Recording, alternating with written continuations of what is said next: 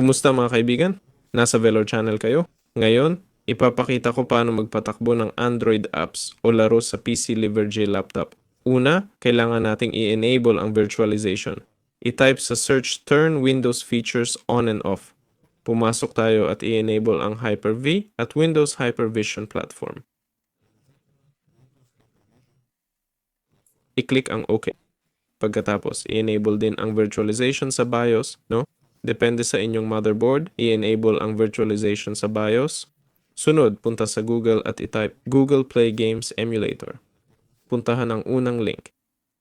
I-click Install Stable Version. Buksan. Nagi-install na, hintayin matapos. Pagkatapos, i-search Google Play Emulator for game developers at mag-log in. Pag login sa Google account, mag-o-on ang emulator. I-click accept kung kinakailangan. May emulator na tayo. Nasa Google Play na. Ayun.